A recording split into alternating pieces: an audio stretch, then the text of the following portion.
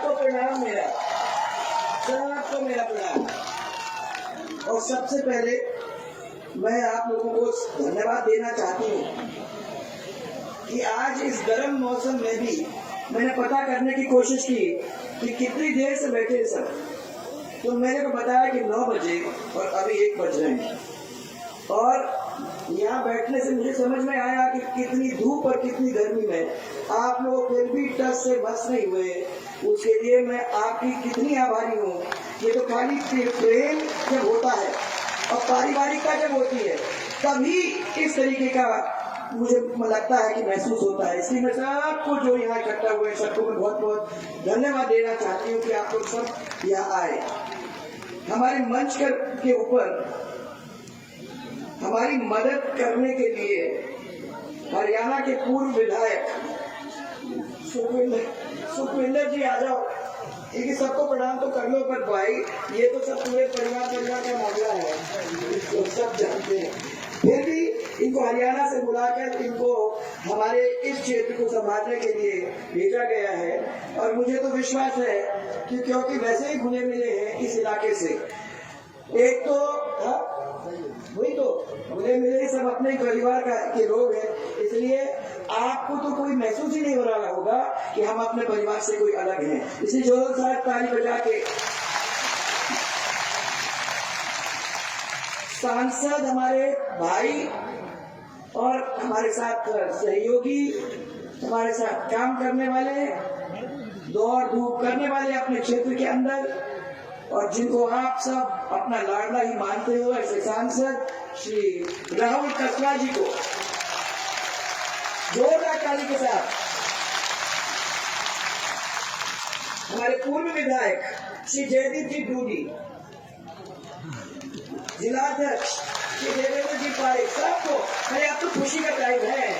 हम लोग तो 3 दिन के अंदर वोट डालने जाने वाले हैं, परंतु ये सब पूरा परिवार बैठा है और हम तो एक दूसरे के साथ खुशी मनाने के लिए यहाँ बैठे हैं, क्योंकि हमने तो तय कर लिया है हम आगे चल के क्या करने वाले हैं। इसी जोरदार तरीके से इन सबको ताली बजा करके उनका भी स्वागत करने का काम अपन करें। हमारे यहाँ के प्रधान अनिल जी आ जाओ, साहब आ जाओ, नगर पालिका के चेयरमैन बलवर जी, सतपाल सिंह जी, नेता प्रतिपक्ष रामलाल जी गोयल, सभी मंडल अध्यक्ष, सभी हमारे पार्टी के पदाधिकारीगण, सभी पूर्व पदाधिकारीगण, सब जनप्रतिनिधि और आपके लाडले, ईमानदार, मेहनती, सेवाभावी, आप सबके लिए दौड़ धूप करने के लिए, आपकी आवाज जयपुर तक पहुंचाने वाले ऐसे आपके ईमानदार और कट्टर संजीव जी हमारे आगे आपकी आवाज सुननी है, मुझे जोरदार आवाज सुननी है।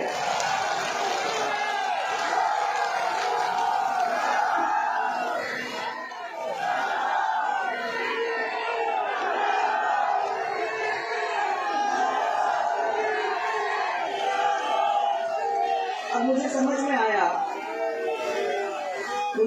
में आया कि यहाँ इतने सारे लोग कैसे इकट्ठा हुए। मैंने इनको कहा, प्रधानमंत्री जी भी यही बात कर रहे थे कि सुबह की जो मीटिंग होती है उस मीटिंग में बड़ी मुश्किल से लोग मानते हैं कि भैया 11 साढ़े 11 बजे की मीटिंग कोई करेगा। मैंने ये पूछा इनको कि ये सब इतने सारे लोग 9:30-10 बजे से यहाँ इकट्ठा हो रहे हैं, आपके पास इतने सारे परिवारजन कैसे इकट्ठा हुए।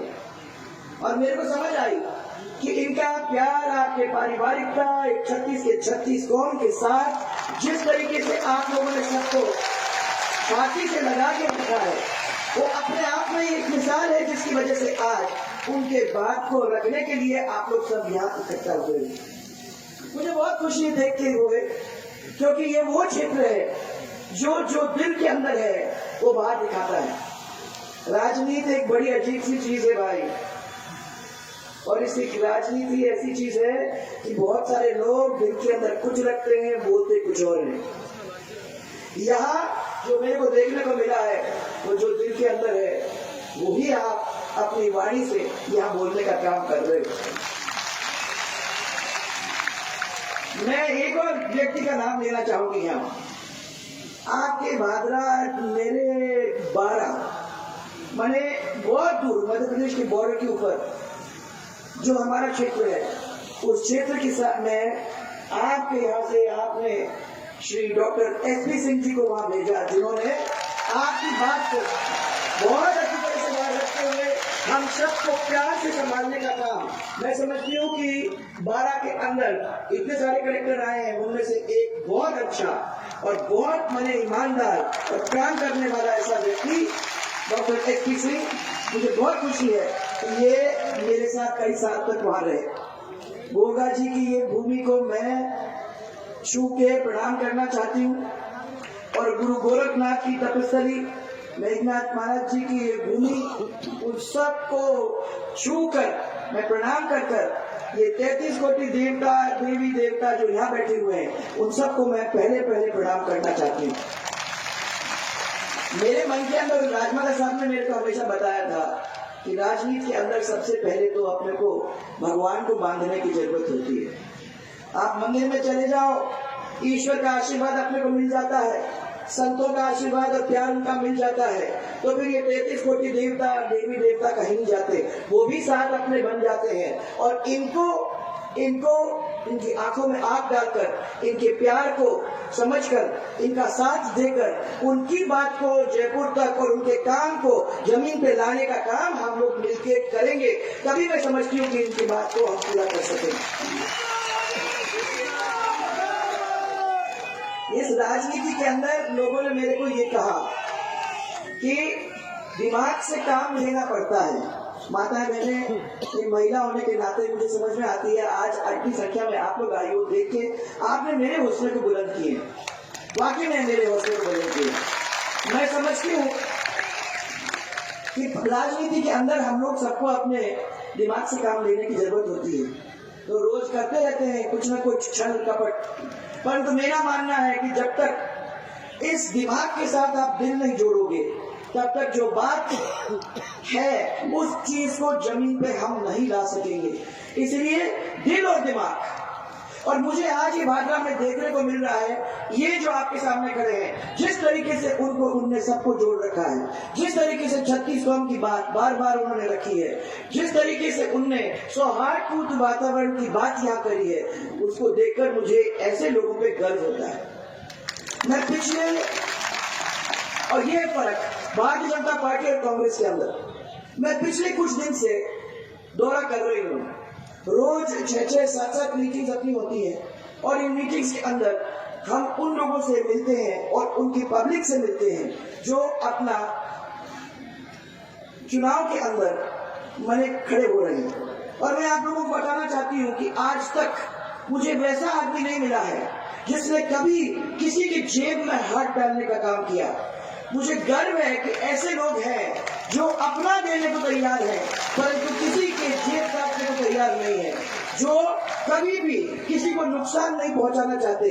ऐसे लोग बहुत कम मिलते भाइयों। ऐसे लोगों को अपने को दिल से लगा के रखने की जरूरत है। ऐसे लोगों को दिल से लगा के रखने की जरूरत है, क्योंकि आजकल के जमाने में जो राजनीति करने वाले लोग हैं और जो कांग्रेस के लोग हैं और जो कांग्रेस के नाम में हम लोगों के बीच में आते हैं, मैं आप लोगों को बताना चाहती हूँ कि उन्होंने अपने घर बना लिए, उनने अपनी बेटियों की शादियां कर ली, उनने पैसा जमा करके अपने बैंकों में रख लिया। उन्होंने कभी चिंता नहीं की कि हमारे आगे जिसके लिए हम लोगों को वोट मिला और जिसकी सेवा का काम हमें करना चाहिए था, वो हमको करने की जरूरत ही नहीं है, हमें करने की जरूरत ही नहीं है। वो कभी आप लोगों के बीच में आए नहीं, कभी पूछने को भी नहीं आए। आज मैं ये कहना चाहती हूँ कि वादा तो करने में सबसे ज्यादा माहिर हमारे कांग्रेस और कांग्रेस समर्थित लोग हैं। आप लोगों के बीच में सबसे पहले तो वादा किया कि आप चिंता ही मत करना, हमारी सब ये माताएं बहनें जो बैठी हैं, आप लोगों के को हम पूरी तरह से सुरक्षित रखने का काम करेंगे। जिस तरीके से हम लोगों ने 5 साल के अंदर महिलाओं को असुरक्षित देखा है, जिस तरीके से हमको डर लगता है जब हमारी बेटी घर से बाहर जाती है कि वापस घर नहीं आती है, जब तक हमका हमारा दिल धड़कता है कि नहीं डर लगता है कि नहीं लगता है जब तक वो घर नहीं आती है। आज हमारी माता बहनों को मैं कहना चाहती हूँ कि इस सरकार के अंदर कोई भी माता या बहन पूरी तरह से सुरक्षित नहीं है। मैं सब लोगों को कहना चाहती हूँ कि जिस क्षेत्र के अंदर और जिस सरकार के अंदर उसकी माता बहन नारी शक्ति अगर वो पूरी तरह से सुरक्षित नहीं है तो लानत है ऐसी सरकार पे। ऐसी सरकार के वो कुर्सी पर बैठने का कोई हक नहीं है। और मैं आप लोगों को कहना चाहती हूँ कि इस सरकार को जितने जल्दी अपन हटा सकेंगे उतने ही जल्दी हमारी माता बहनों का फायदा होगा। इसके साथ साथ वादा किया आपको, मुझे समझ में नहीं आया, मैं पिछले चुनाव के अंदर आप लोगों के बीच में गौरव यात्रा के द्वारा गई थी, यहाँ भी आई शायद आप लोगों के बीच में आई। मैंने अपना पूरा चिट्ठा आप लोगों को सुनाया कि हम लोगों ने क्या क्या काम किए, कुछ काम इन्होंने आपको बताया भी, याद दिलाया। आप लोग सब ने हाँ बहुत अच्छा काम, ठीक है बहुत अच्छा काम करके कहा। मुझे लगा कि आप चुनाव आ ही रहे हैं तो पहली बार इस बार काम के बदले में आप प्यार अपना दोगे और समर्थन में कोई कमी नहीं छोड़ोगे, ये सोच करके मैं थोड़ा सा, पर जब चुनाव खत्म हुआ तो मुझे समझ में नहीं आया। मैंने कहा ये क्या हो गया, इतने सारे काम हुए, सब लोगों ने माना उसको और उसके बावजूद भी वो सरकार आई जिसने कभी इनका काम ही नहीं किया है। ऐसे कैसे आ गए? फिर मेरे को बताया कि आए थे 2 दिन पहले कांग्रेस के लोग और उन्होंने हमारे कान में कुछ कानाफूसी की। अखबार में आया कि आप लोगों को 1 से लेकर 10 तक की गिनती सिखाया और उस 1 से लेकर 10 तक की गिनती के अंदर आप लोग इतने डूब गए कि उनको लगा कि हाँ ये लोग वापस आ जाएंगे तो हमारे सब पूरे कर्जे माफ करने का काम करेंगे। अब आप लोग सब पढ़े लिखे हो, समझदार हो, दुनिया में बहुत बड़े यहाँ उम्रदार लोग भी बैठे हुए हैं, आप लोग भी बैठे, बताओ भाई किसी का लोन 10 दिन के अंदर, किसी का कर्जा 10 दिन के अंदर माफ हो सकता है? बताओ हो सकता है? फिर आए कैसे बातों में, आए कैसे बातों में? उन्होंने मेरे को ये कहा कि अरे साहब क्या करें, आपकी सरकार ने तो इतने प्यार से हमारा कर्जा माफ कर दिया था, हमको सर्टिफिकेट भी दे दिया था, आपकी सरकार ने किया तो हमने सोचा कि इनकी सरकार आ जाएगी। तो सरकार का वायदा है तो सरकार के वायदे के पीछे हम लोग उनके पीछे लग गए। अब 5 साल दुखी हुए कि नहीं हुए? हुए कि नहीं हुए? बिजली 24 घंटे मिलेगी, मिली? बताओ भाई, आप तो किसान लोग हो, आप लोगों को बिजली अच्छी तरह से मिल रही है? ये माताएं बहने, हमने अपने टाइम के अंदर पहली दफा इस राज्य के अंदर सिंगल फेज की बिजली हमारी महिलाओं को सीधे उनके घर तक पहुंचाने का काम किया। 22 घंटे बिजली मैंने आपको इसलिए दी क्योंकि आप लोग कहते थे इनको तो किसानों को तो खेत में आप दे देते हो, हम तो तड़प तड़प के मरते हैं घर के अंदर, हमारे बारे में किसी ने अभी तक सोचा नहीं। हमने चला के आपको वो बिजली दी ताकि आप अपना कूलर लगा सको, आप अपना पंखा लगा सको, आपका एक लट्टू जल सके। अगर अपना बच्चा पढ़ रहा है तो रात को उसको अंधेरे में नहीं बैठने की जरूरत होगी, एक लट्टू के नीचे पढ़ सकेगा। और अगर ये खेत से वापस आ रहे हैं गर्मी से बिल्कुल थके मांदे, उनको ठंडा पानी और कमरे का ठंडक वो आप दे सकोगे। इसलिए आपको मैंने वो 22 घंटे बिजली देने का काम किया। अब पता किया मैंने 22 घंटे बिजली मिल रही है ना आप लोगों को, आराम से सिंगल फेज बिजली तो दे ही रहे होंगे। और फिर आपको कह दिया भाई आपको चिंता करने की जरूरत नहीं है, आपको तो 100 यूनिट फ्री बिजली के मिल रहे हैं, तो काहे को हल्ला मचा रहे हो? मिल गई। जहां बिजली नहीं आ रही है वहां 100 यूनिट बिजली कहां से फ्री मिलेगी भाई? आनी तो चाहिए ना, तब तो फ्री बिजली मिले। और 72 घंटे के अंदर ट्रांसफार्मर बदल के आ गया। बताओ भाई, अभी तो आ रही हूँ उस पर, अभी तो बिजली पे ही है अपन, अभी तो पीने के पानी पे आ रही हूँ मैं। आया क्या? नहीं आया। 72 घंटे तो क्या 72 दिन के अंदर आप लोगों को नहीं मिलने वाला है और नहीं मिलता है। पीने के पानी की आप चिंता कर रहे हो, अभी दिल्ली की सरकार ने हम लोगों के पास 40,000 करोड़ पूरे स्टेट्स के अंदर बांटने का काम किया है, वो पैसा हम लोगों को भी मिला है। जल जीवन मिशन के अंदर आप सरकार के, हमारी सरकार तक पैसा पहुंचा है, परंतु आप मेरे सब गौरव पथ को इन्होंने खोल के रख दिया है। गांव गांव के अंदर उन्होंने वो पाइप डालने का काम किया है, जो पुरानी टंकियां थी उसके अंदर पाइप घुसेड़ने का काम कर दिया है। और जो 100 लोग पानी पी रहे थे उस 100 लोगों का भी पानी पीने दुर्लभ हो गया, दुर्लभ हो गया।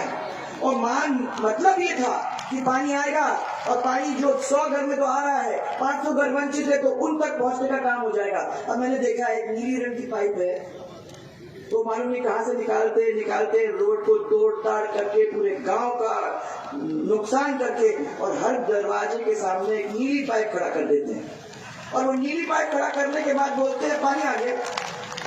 तो पानी कभी दिखाई नहीं उसके अंदर, ना नल है ना कुछ है, खाली एक नीली पाइप। उस नीली पाइप से हमको क्या मिलेगा मुझे नहीं मालूम। आज तक पीने का पानी तो मेरे हिसाब से नहीं मिला है। और फिर राजस्थान का किसान, जब भी आपदा आती है, जब भी मुसीबत होती है, मुझे याद है कि हम लोगों ने तो विधानसभा को बंद करके और हमारे एमएनएस को भेज करके आप लोगों के बीच में जाके जायजा करने के लिए कहा, और उन्होंने जाके पता करके वापस आके तुरंत मुआवजे का इंतजाम करने का काम किया। मुझे यह मालूम है कि आप लोगों को कितने दिन तक बैठना पड़ता है, रुकना पड़ता है। मुआवजा नाम की चीज मैं समझती हूँ आप तक मिला ही नहीं। अब फसल बीमा का क्लेम, फसल बीमा का क्लेम हम समझते हैं कि इन मने फसल बीमा का जो किसान को मुसीबत हुई है तभी तो बेचारा ले रहा है वो फसल बीमा, और उसको मदद करने के बजाय इतने जोर से अंटों में बांध के रख देते हैं कि वो जब तक पैसा आए तब तक मालूम नहीं कितने कितने दिन निकल जाते हैं। ये सरकार कर सकती थी परंतु करती नहीं है, उनकी इच्छा शक्ति नहीं है। इच्छा शक्ति होती तो कोई प्रॉब्लम ही नहीं होती। मैं आपको ये बताना चाहती हूँ कि 19,000 किसानों की जमीन कुड़क हुई है और 350 किसान से ज्यादा लोगों ने आत्महत्या कर ली है।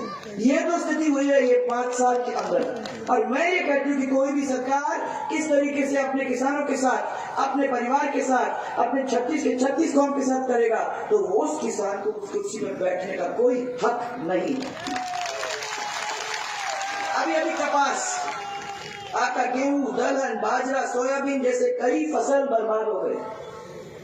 आपके बीज घटिया किस्म का मिला, आपके जो मैंने उसके वो खाद बेचने की जरूरत थी वो टाइम पे नहीं मिला।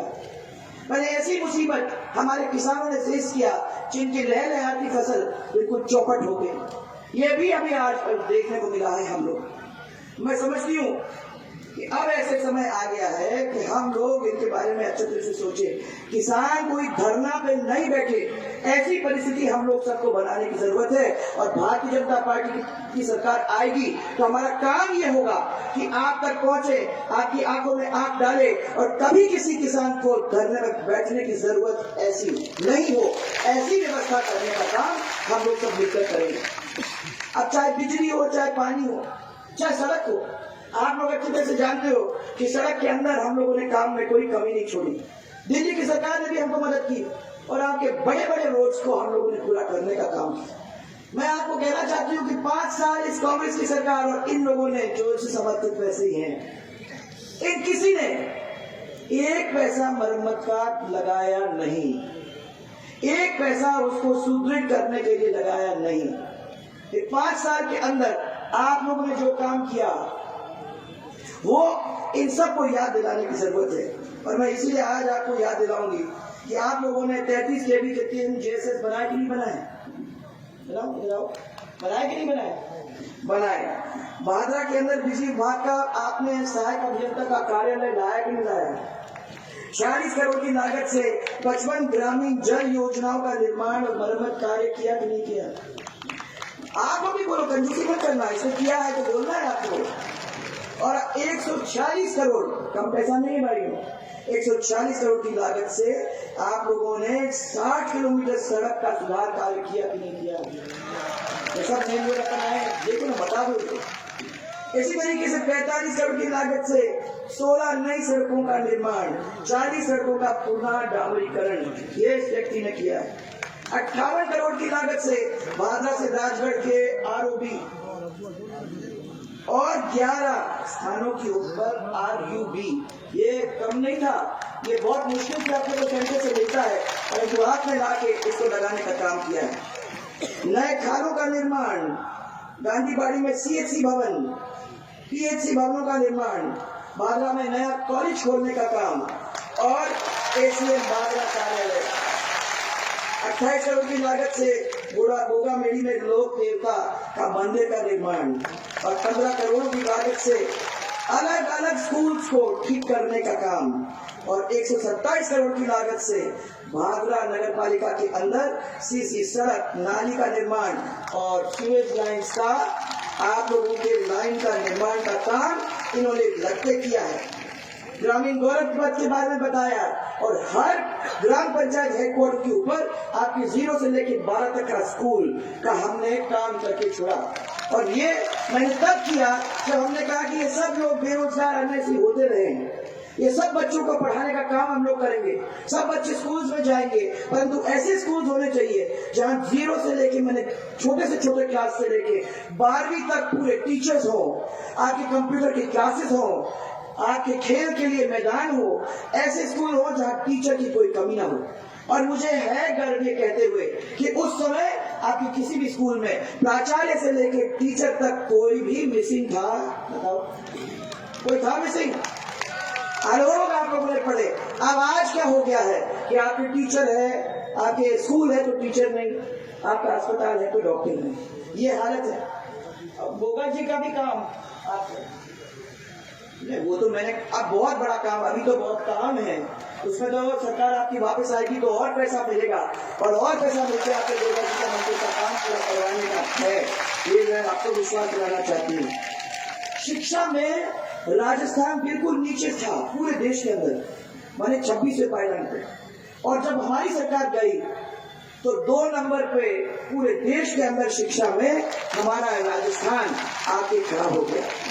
मुझे गर्व है कि इतना हम लोग कर सके कि हमारे राजस्थान को वहां तक लाने का काम हम लोग मिलके किए। पर आज सिद्धमुख नहर प्रणाली सिस्टम में चकबंदी, किलाबंदी, मुरवाबंदी, इसका काम चालू करवाया था, इस सरकार ने उसे रोक दिया। तो मुझे समझ में नहीं आता पैसा गया कहां। पैसे की कोई कमी नहीं थी जब हम लोगों ने ये काम चालू किया था। इसके कारण बाराबंदी भी लागू नहीं हो सकी, इससे किसानों को इस प्रणाली का कोई लाभ नहीं मिला और सब लोग उससे बहुत नाराजगी व्यक्त कर रहे थे कि हमारा ये काम हो जाता है तो हमको इसका फायदा मिल जाता है। और इसी तरीके से अमर सिंह ब्रांच और नोअर फीडर में पूरा पानी नहीं मिलने से आपके इस क्षेत्र के अंदर भारी आक्रोश आज भी है। और अगर मेरे को समझ में नहीं आता है कि पार्टी क्यों नहीं बातचीत करके सब लोगों से मिलके हम क्यों नहीं कर पा रहे हैं, इस क्षेत्र के अंदर 14 बारानी गांव को सिंचाई से अलग रहने का काम हुआ है कि नहीं हुआ है? और ये रोज आपको फेस करने की जरूरत पड़ रही है। आप लोग किसान हो, आपकी जिंदगी आपका खेत है, इस खेत के अंदर अगर पैदावार नहीं होती है तो कहाँ जाओगे और किसके सामने हाथ फैलाओगे? और आप लोग ऐसे लोग हो जब कोई किसी के सामने हाथ तो वैसे भी नहीं फैलाता है। और मैं ये कहना चाहती हूँ कि नहरों में पानी नहीं आ रहा है तो कितना नुकसान हमारे परिवारों को हो रहा है वो आप नहीं, हम लोग सब उसको महसूस कर सकते हैं। भारतीय जनता पार्टी ने भादरा नगर पालिका क्षेत्र के लिए 114 करोड़ रुपया की राशि आपके ये सीवेज प्रोजेक्ट के अंदर आप लोगों को देने का काम किया था। इस सरकार ने उसमें भारी भ्रष्टाचार किया। कोई भी काम इस सरकार में बिना पैसे के नहीं होता भाई। सब माता बहनों को भी बताना चाहती हूँ कि छोटे से छोटे काम के लिए जाओगे, नकल चाहिए, जमाबंदी करने की, कुछ भी छोटे काम के लिए जाओगे, उसके लिए भी पैसा, जब तक पैसा नहीं आता है तब तक कुछ नहीं होता है। ऐसी भी ये सरकार है। मैं ये आपको कहना चाहती हूँ कि हमारी सरकार के अंदर हमने इसको कम करने की बहुत कोशिश की थी और इसको एक समय आना चाहिए जिसमें किसान अपने पैरों पे खड़ा हो सके और उसको नुकसान की तरफ देखने की जरूरत ना हो। ऐसे भारतीय जनता पार्टी की सरकार आएगी और आप इनको जिता के भेजोगे तो मुझे विश्वास है कि हम इसमें फर्क लाने का काम कर सकेंगे। हमने पेयजल के लिए ये आपका देव मंशीसर योजना स्वीकृत की थी, इसको भी सरकार ने रोक दिया, इसको भी रोक दिया। और फिर और ये नशीले पदार्थ, माताएं बहनें, मैं आप लोगों को कह रही हूँ, ये इसकी वजह से बच्चों की जिंदगी खत्म हो रही है।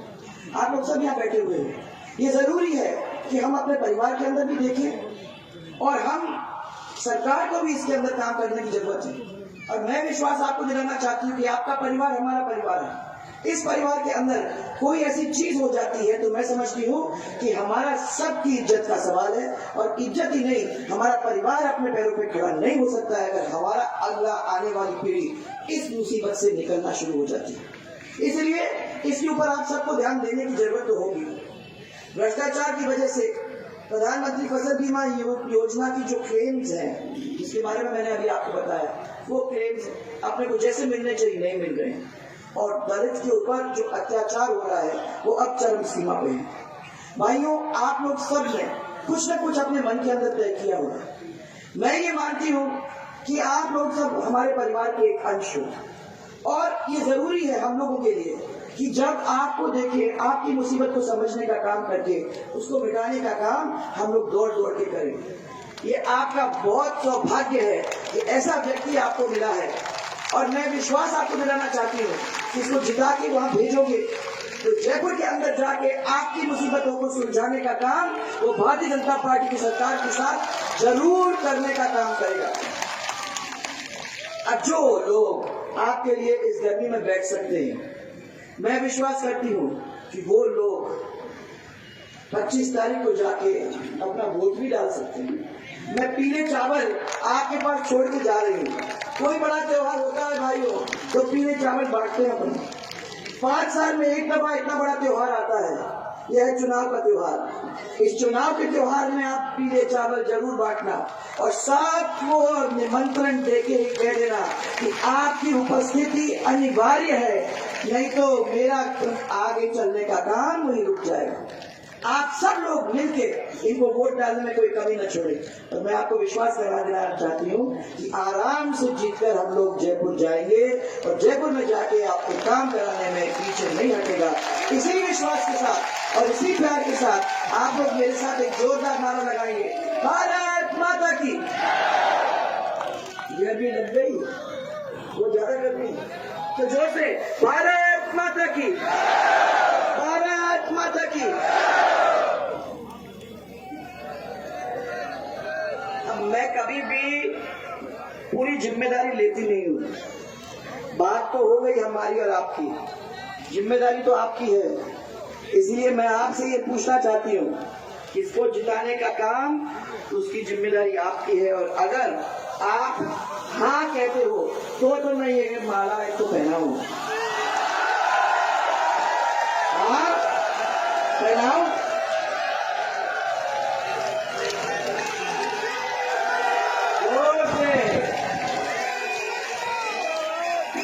मेरे साथ जोर से, भारतीय जनता पार्टी, भारतीय जनता पार्टी। और एक राजस्थान के नारा, जय जय राजस्थान, जय जय राजस्थान। आप लोग सबने आके हम सबको इतना प्यार दिया, उसके लिए मैं आप सबकी बहुत बहुत आभार प्रकट करना चाहती हूँ। आप सबका आशीर्वाद देने और आप सबके आशीर्वाद के साथ ये जो काम आप लोगों ने हमको बताए उनको पूरा करने का काम हम लोग सब मिलकर आपकी आवाज को उठाकर करने की कोशिश में कोई कमी नहीं छोड़े।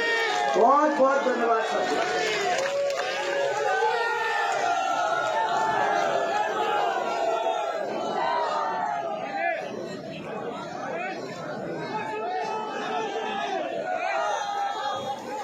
कुछ लोग कांग्रेस को, कुछ लोग एसएफआई को छोड़ के हमारी पार्टी में आए हैं। मैं उन लोग सबका यहाँ आप सबके सामने स्वागत करती हूँ, और मुझे विश्वास है कि उनके आने से हमारी पार्टी और मजबूत हो जाएगी और उनकी आवाज हमारे साथ जुड़ेगी, तो और भारी हमारे मतों के पोल स्टेशन पे और भारी हमारा संजीव बनेगा। आपको बहुत बहुत सबको धन्यवाद और आप सबका स्वागत है।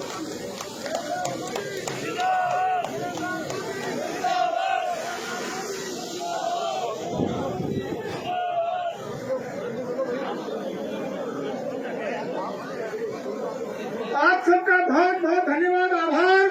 वसुंधरा राजे सिंधिया, संजीव बेनीवाल, भारतीय जनता पार्टी जिलाध्यक्ष आदरणीय देवेंद्र जी पारिक साहब से निवेदन, आप सबका धन्यवाद करें, धन्यवाद उद्बोधन के लिए।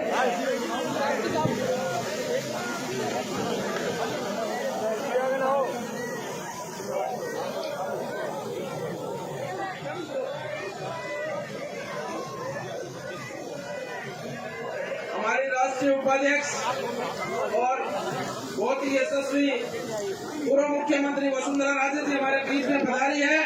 आप वसुंधरा जी का धन्यवाद और आप सब जनता जनार्दन का बहुत बहुत धन्यवाद। वसुंधरा राजे, वसुंधरा राजे, भारतीय जनता पार्टी, भाई संजीव बेनीवाल, बहुत बहुत धन्यवाद, बहुत बहुत आभार।